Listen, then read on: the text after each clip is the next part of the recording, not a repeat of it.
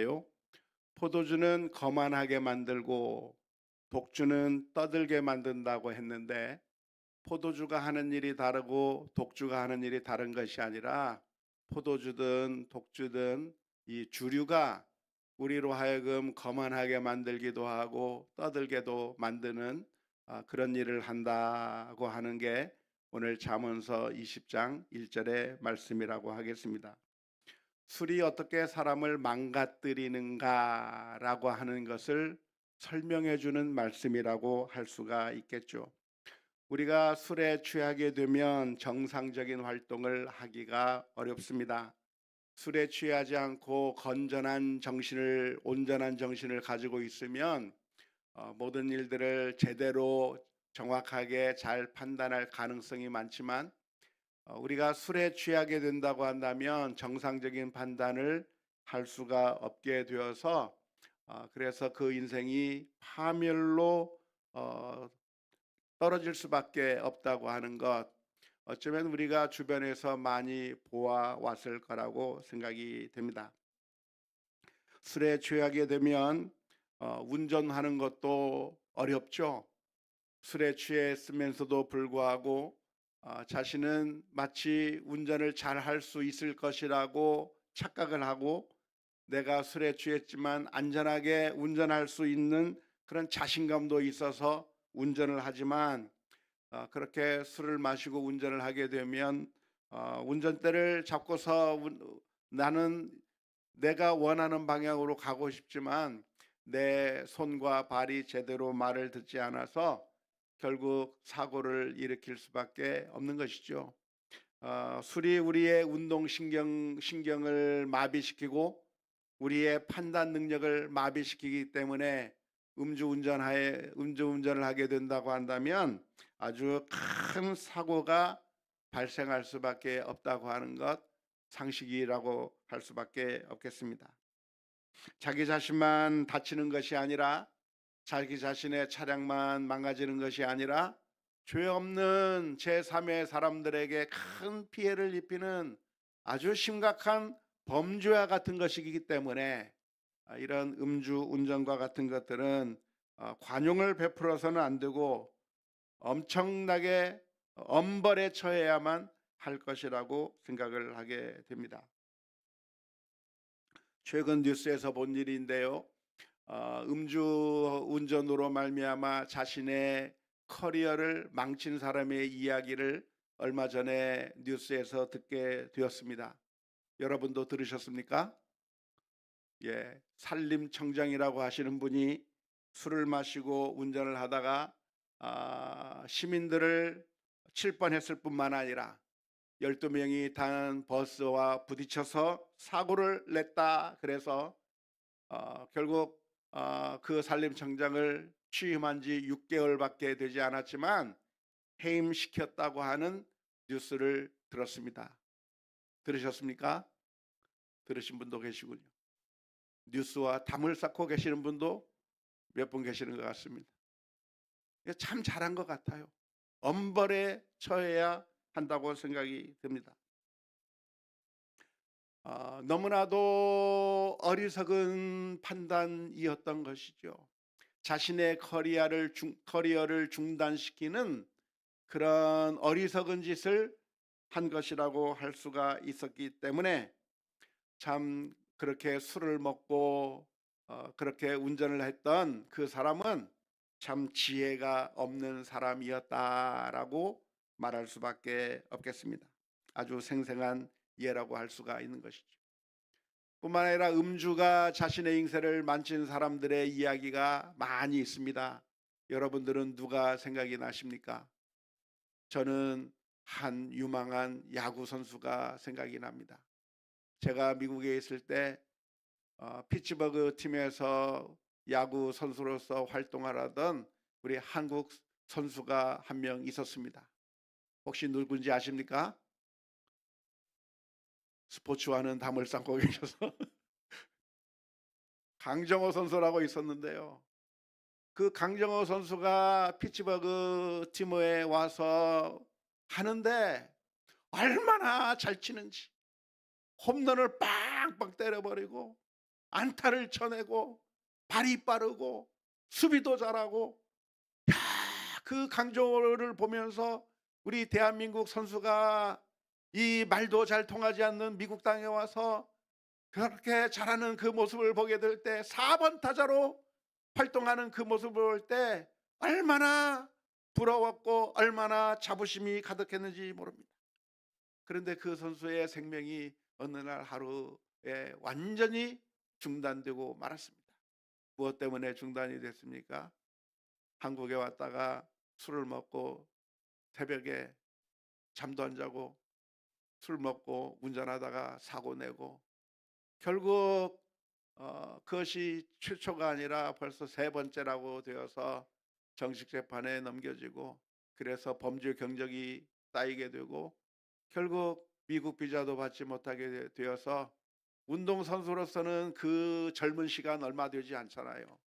인생에서 겨우 한 10년 정도 일할 수밖에 없는 짧은 기간 동안에 자신의 꽃을 다 펴야 되는 게 운동선수인데, 그 활짝 꽃피고 많은 업적을 쌓을 수 있는 그 기간에 갑자기 술 때문에 자신의 인생의 경력이 단절돼 버리고, 그 뒤로 다시 재기하려고 수없이 많이 노력해 봤지만 재기하지 못하고 이제는 사라져버린 이름이 되었다고 하는 게 얼마나 안타까운 일인지 모릅니다.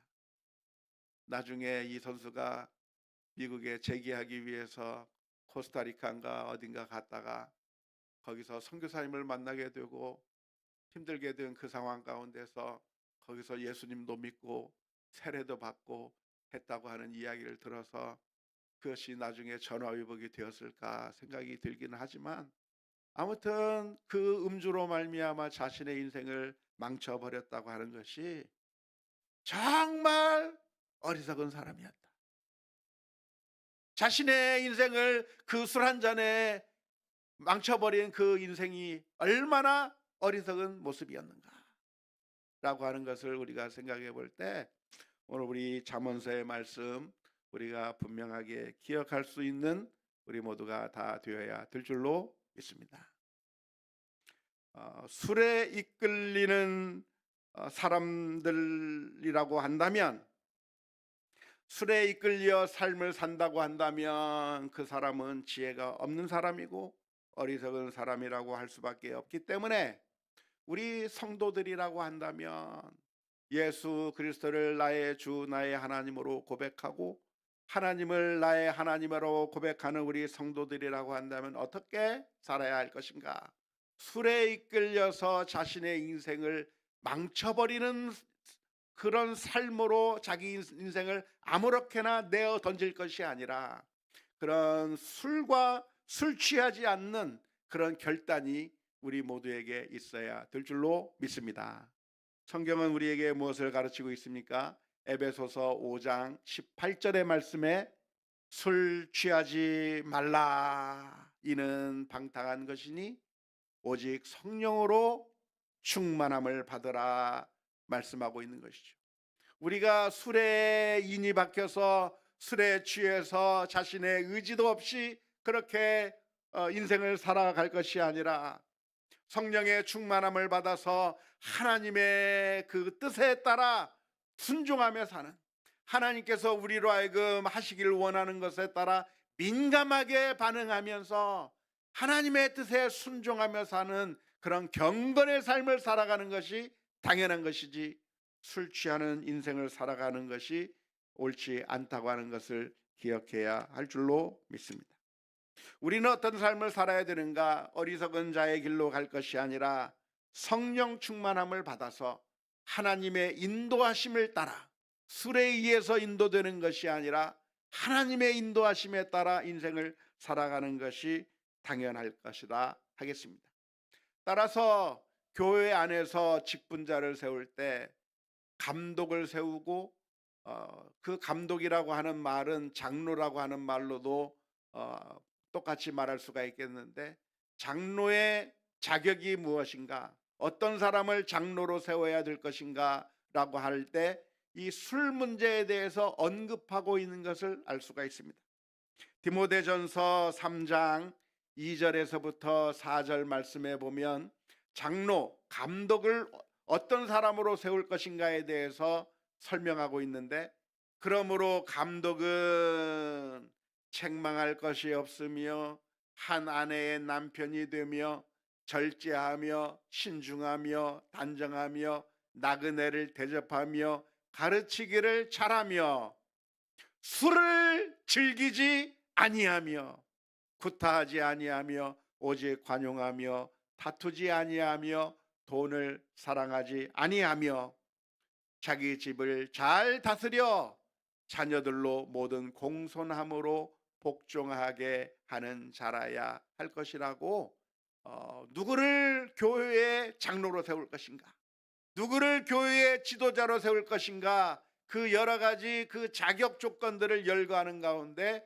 반드시 들어갔던 한 항목이 무엇이냐면 술을 즐기지 아니하는 사람으로 세워야 한다 라고 하는 것을 분명하게 명시하고 있습니다. 장로들만 그런가? 집사도 마찬가지죠. 집사의 자격에 대해서 디모데전서 3장 8절에서부터 9절 말씀까지 기록하고 있는데, 이와 같이 집사들도 정중하고 일구이연을 하지 아니하고 술에 임박이지 아니하고 더러운 일을 탐하지 아니하고 깨끗한 양심에 믿음의 비밀을 가진 자라야, 그런 사람들이어야 집사로 세워야 한다고, 일반 성도도 마찬가지지만 교회의 직분자들을 세울 때는 이 사람이 술에 인이 박여 있는 사람인가, 술을 즐기는 사람인가를 잘 보고, 술에 찌들어 사는 사람이라고 한다면, 술에 이끌려 사는 그런 어리석은 사람이라고 한다면 지도자로 세워서는 안 된다고 성경은 가르쳐주고 있습니다. 따라서 우리가 이런 술의 위험성을 안다고 한다면 어떻게 하는 것이 현명한 일일까요? 술에 대해서 어떠한 자세를 가지고 있는 것이 현명하다고 할 수 있겠습니까? 잠언서 23장 29절에서 31절 말씀대로 우리가 하면 좋을 것입니다. 잠언서 23장 29절에서 31절의 말씀에 재앙이 네게 있느뇨, 근심이 네게 있느뇨, 분쟁이 네게 있느뇨, 원망이 네게 있느뇨, 까닭없는 상처가 네게 있느뇨, 붉은 눈이 네게 있느뇨. 술에 잠긴 자에게 있고 혼합한 술을 구하러 다니는 자에게 있느니라. 포도주는 붉고 잔에서 번쩍이며 순하게 내려가나니 너는 그것을 어떻게 하지도 말지어다, 보지도 말지어다. 쳐다보지도 마라. 마시기는커녕 쳐다보지도 말아라. 아예 끊어버려라. 아예 단절해버려라. 성경은 가르쳐주고 있습니다. 그게 지혜로운다고 하는 것을 기억해야 될 줄로 믿습니다. 그런데 성경에 보면 그런 얘기만 있는 것이 아니라 정반대의 말씀도 있다고 하는 것이 문제입니다. 성경에 술에 대해서 표현하기를, 술은 이렇게 나쁘니까, 술에 임박이게 된다면, 술을 독주로 포도주를 하게 된다고 한다면, 그것에 이끌린다고 한다면 어리석은 것이니까 쳐다보지도 말라고 말씀해 주고 있는데, 성경 다른 부분에 있어서는 이 술에 대해서 정반대의 이야기를 하고 있다고 하는 게 우리가 한번 주목해 보아야 할 것이라고 하겠습니다. 예를 들어서 전도서 9장 7절 말씀에 보면 이런 말씀이 있습니다. 너는 가서 기쁨으로 내 음식물을 먹고 즐거운 마음으로 무엇을 마실지어다? 내 포도주를 마실지어다. 이는 하나님이 내가 하는 일들을 벌써 기쁘게 받으셨음이라. 기쁘게 포도주를 마시라고 전도서에서 기록하고 있고요. 더 나아가서 시편 104편 14절 15절 말씀에서는 그가, 여기서 그가는 누구를 의미하는 것일까요? 하나님을 의미합니다. 하나님께서 가축을 위한 풀과 사람을 위한 채소를 자라게 하시며 땅에서 먹을 것이 나게 하셔서 사람의 마음을 기쁘게 하는 포도주와 사람의 얼굴을 윤택하게 하는 기름과 사람의 마음을 힘있게 하는 양식을 주셨도다. 포도주를 누가 줬어요? 하나님이 줬대요. 하나님. 그러니까 이 포도주도 하나님께서 주신 것인데, 하나님께서 왜 우리에게 주셨는가? 그것을 마시고 즐거움을 얻게 하기 위해서 포도주를 주셨다라고 성경 다른 부분에서는 이야기하고 있다고는 하는 것입니다. 뿐만 아니라 신약에서 예수님께서는 음식에 대해서 말씀하실 때 뭐라고 선언하셨냐면, 마가복음 7장 18절 19절 말씀 가운데서 예수께서 이르시되 너희도 이렇게 깨달음이 없느냐? 무엇이든지 밖에서 들어가는 것이 능히 사람을 더럽게 하지 못함을 알지 못하느냐? 이는 마음으로 들어가지 아니하고 배로 들어가 뒤로 나감이라. 이러므로 모든 음식물을 어떻게 하다? 깨끗하다. 예수님께서 선언하셨다고 말씀하고 있습니다. 더 나아가서 예수님께서는 우리가 잘 아는 것처럼 무엇을 즐기셨다고 기록하고 있어요? 예수님께서는 포도주를 즐기셨다고 복음서에서 기록하고 있습니다. 그래서 인자는 와서 먹고 마시매 너희 말이 보라 먹기를 탐하고 포도주를 즐기는 사람이요 세리와 죄인의 친구로다 하니, 예수님께서 포도주를 즐기시는 그 모습이 아주 특징적이었기 때문에, 너무나도 자주 보이는 모습이었기 때문에 예수님의 대적자들이 예수님을 보면서 저 술주정뱅이까지 했는지 모르겠지만 저 술을 먹기를 술을 탐하는 사람이다 라고 비난할 정도로 예수님께서는 술을 마신 분이라고 하는 게 복음서에서의 기록이었을 뿐만 아니라, 예수님께서 성만찬 예식을 제정하실 때 빵과 포도주를 사용하여 포도주로 성만찬을 제정하셨다고 하는 게 성경 다른 부분에서 이야기하고 있는 것입니다. 바울 사도도 이것은 예외적인 케이스로 인정할 수 있겠지만, 디모데전서 5장 23절의 말씀에서 디모데에게 권면하기를 이제부터는 물만 마시지 말고 내 위장과 자주 나는 병을 위하여 포도주를 조금씩 쓰라 권면하고 있습니다.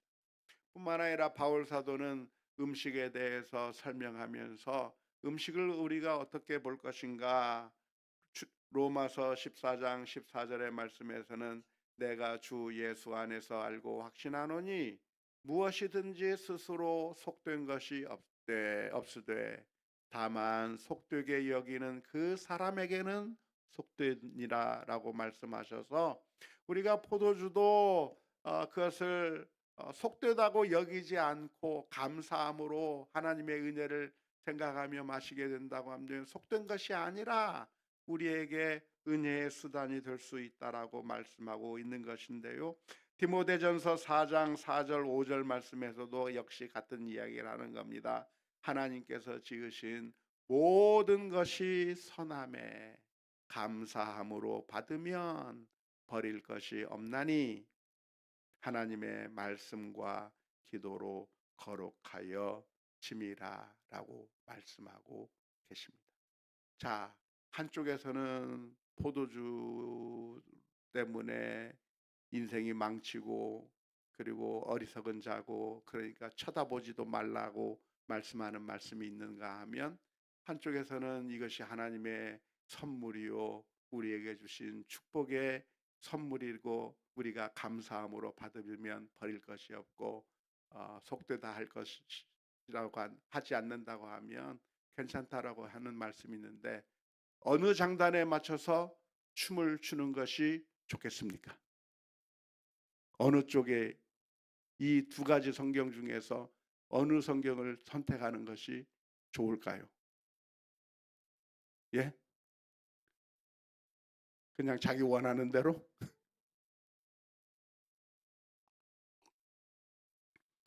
사람들은 자기가 원하는 대로, 자기 입맛에 맞는 대로 성경 구절을 선택해서 그것만 봅니다. 그래서 술이 싫다고 하는 사람은 술이 나쁘다고 하는 성경 구절만 보고, 술을 마시고 싶은 사람은 술이 좋다는 구절만 보고 자기 편한 대로만 성경을 갖다 쓰는 경향들이 많이 있는 것이죠. 근데 그렇게 하면 안 되고, 우리가 성경을 해석하는 가장 큰 대원칙이 있는데, 그 대원칙이 무엇이라고 했습니까? 성경을 어느 한두 구절만 볼 것이 아니라 성경 전체의 가르침이 무엇인가를 종합적으로 다 고려해서 하나님께서 우리에게 들려주시고자 하는 그 메시지가 무엇인가를 분별해서 보는 것이 우리가 취해야 할 자세일 거라고 믿습니다. 그래서 이렇게 상반되어지는 듯한 이 말씀들을 한번 정리한다면 어떻게 정리할 수 있을까요? 이렇게 정리할 수 있을 것 같습니다. 첫 번째, 술도 하나님의 선물이기에 하나님께서 우리들에게 주신 모든 것들이 다 선하듯이 술도 하나님께서 주신 것이기 때문에 적당하게 술 취하지 않는 선에서 마신다고 한다면 우리에게 유익할 수도 있고 즐거움을 줄 수 있다라고 하는 것이 첫 번째 명제입니다. 두 번째 명제는, 그런데 그 술이라고 하는 것이 너무나도 쉽게 술 취하는 방향으로 갈 가능성이 매우 높기 때문에 결국 술을 한번 마시기 시작하면 그 사람은 술을 취하게 되고, 그래서 인생을 망칠 가능성이 상당히 높은 그런 위험성이 있다고 하는 것이 두 번째 명제라고 하겠습니다. 세 번째 명제는 무엇이 되겠습니까? 그러니까 내가 경건한 삶을 살기를 원한다면, 단정한 삶을 살기를 원한다면 잠언서의 교훈대로 술을 아예 손도 대지 않고 술을 아예 쳐다보지도 않는 것이, 그것이 현명하고 지혜로운 선택일 수 있다고 하는 겁니다. 잠언서 23장 31절 말씀에서 너희는 술을 쳐다보지도 말라고 그렇게 명령하고 있는데, 잠언서의 명령은 율법과는 조금 다릅니다. 율법은 우리 모두가 반드시 따라야만 하는 그런 계명이지만, 잠언서의 말씀은 지혜의 말씀이거든요.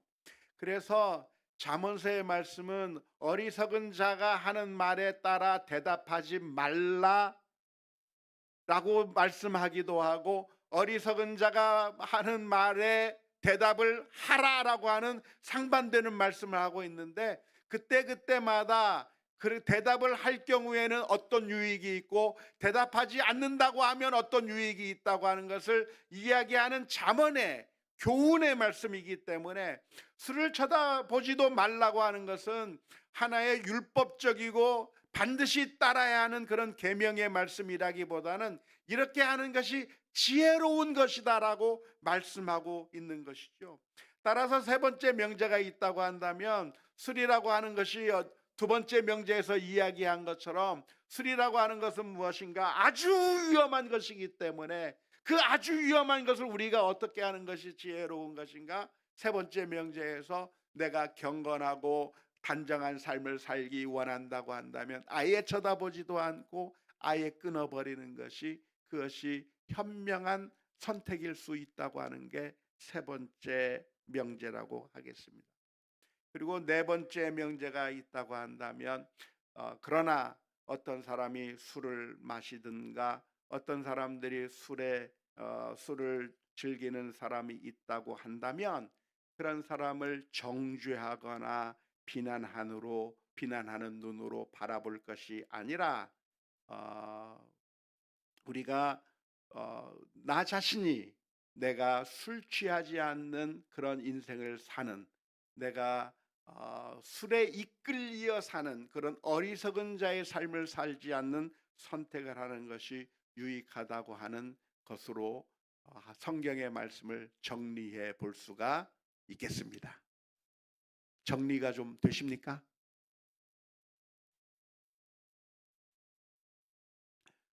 사실 하나님께서 우리에게 주신 선물은 좋으면서도 동시에 위험성을 내포하고 있다고 하겠습니다. 마치 무엇과 같은가? 칼이라고 하는 것이 우리의 실생활에 굉장히 유용하면서도 그 칼에 의해서 우리가 상처를 입을 수도 있고 심지어는 목숨을 잃을 수 있는 그런 위험성을 가지고 있는 것과 비슷하다고 할 수가 있는 것이죠. 불이라고 하는 것도 역시, 불도 우리가 잘 활용한다고 한다면 음식을 맛있게 요리할 수 있고, 그리고 우리의 가정을 따뜻하게 만들 수도 있는 그런 다양한 유익이 있지만, 그러나 그 불을 잘못 사용하게 되면 온 집안이 불타버려서 모든 것을 다 잃어버리는 그런 위험성이 함께 있는 것처럼, 그리고 또한 돈이라고 하는 것도, 돈을 우리가 제대로 잘 활용하고 사용한다고 하면 그것이 우리에게 편리함을 주고 우리에게 많은 이득을 주는 것이지만, 그러나 우리가 그 돈의 노예가 된다고 한다면 우리의 건강도 다 잃어버리고, 그리고 우리의 관계도 다 깨져버리고, 결국에는 돈의 노예가 되어서 피폐한 삶을 살게 되는 것과 마찬가지로, 술이라고 하는 것도 하나님의 선물일 수 있겠으나 그 위험성이 굉장히 큰 것인데, 칼이나 불이 주는 위험성보다도 훨씬 더 위험한, 아주 지극히 위험한 게 술이라고 할 수가 있는 것이죠. 웬만한 것들은 우리가 어느 정도 위험성도 알고 그래서 잘 조절해서 사용하는 그런 기술들을 우리가 잘 개발해서 잘 활용하고 있는 겁니다.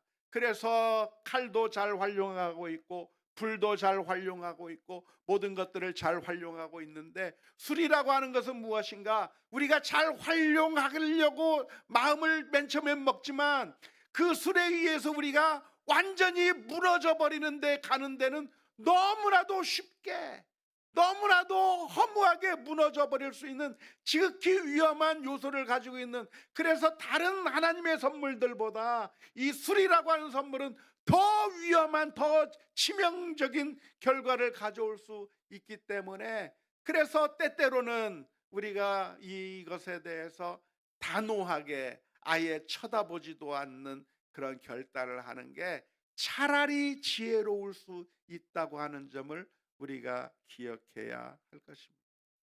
제가 이 문제에 대해서 별로 얘기를 잘 하지 않는 이유는, 제가 이야기를 하면 듣는 사람들 중에 어떤 결론을 내리겠습니까? 야, 우리 목사님이 술 괜찮다고 그랬다 라고 할 거 아니에요. 그러면서 나가서 술 먹고 교통사고 나고 술 먹고 사고 치고 그렇게 될 가능성이 엄청나게 많기 때문에, 성경의 말씀을 액면 그대로 정확하게 가르쳐 주는 게 굉장히 부담스럽고 굉장히 두렵고, 내가 괜히 이 말 했다가 내가 면죄부를 줘서 마음대로 술 취할 수 있는, 내가 그런 의도로 이야기한 건 아니잖아요. 술 취하라고 그랬습니까? 아니잖아요. 그런데 제가 조금 하나님의 선물이라고 하는 그 가능성에 대해서 이야기를 해주면 그것을 확대해 가지고 됐다, 이제 맘대로 먹자, 괜찮다고 했다 하면서 그런 정신없는 인간들이 저의 핑계를 대면서 마음껏 마셔댈까 봐 함부로 얘기를 못 하겠어요. 바르게도 설명을 해주기가 어려운 거죠. 우리는 어떻게 해야 될 것인가? 건강하고 정신이 온전하고 단정하고 하나님 앞에서 경건한 삶을 살아가야 하는 것이 옳습니다. 술에 취해서 내 의지와는 상관없이 이리 넘어지고 저리 넘어지고 잘못하고 여러 가지 잘못된 방식의 행동을 하는 것보다 하나님의 말씀을 우리가 민감하게 받아들여서 그 민감한 하나님의 그 지시하심을 우리가 온전한 정신으로 잘 따를 수 있는 게 그게 축복이라고 하는 사실을 기억해야 될 줄로 믿습니다. 저는 종종 우리 성도님들로부터 한밤중에 전화를 받을 때가 있습니다. 언제 주로 전화를 받냐면 토요일에서 주일날로 넘어가는 그 새벽 시간에 성도님들한테 가끔 전화가 옵니다. 평상시 전화를 안 하시는 분인데 그때 전화를 하셔요.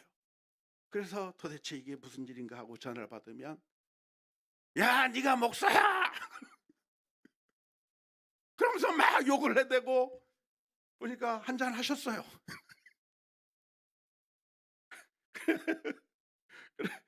그렇게 막 술주정을 하면서 저한테 막 얘기하시는 분들이 내 전화를 지금 몇 번 받았습니다. 그러면서도 교회 나오시는 거 보면 얼마나 감사한지 모르겠어요. 그런데 그중에 어떤 분은 나중에 정신이 번쩍 들어가지고 내가 목사님한테 전화했네? 창피해서 교회 못 나가겠다 해서 다른 교회로 실제적으로 옮겨버리신 분도 있어요. 괜찮으니까 그냥 나오셔도 되는데.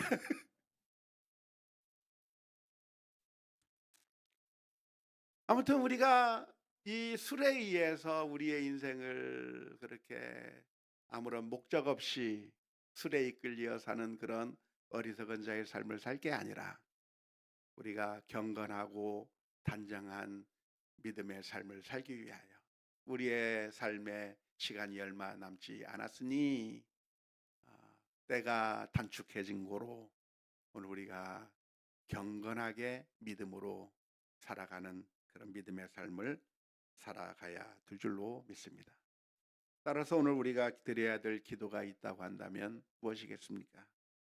혹시 우리 가족들 가운데 술을 적당히 마시는 정도가 아니라 술에 의해서 인생이 망가지기도 하고 그리고 알코올에 중독이 되기도 하고 그래서 온전한 삶을 살지 못하는 우리 가족들이 있다고 한다면 그러면 하나님 앞에 기도하며 엎드려야 될 것입니다. 주님 도와주옵소서.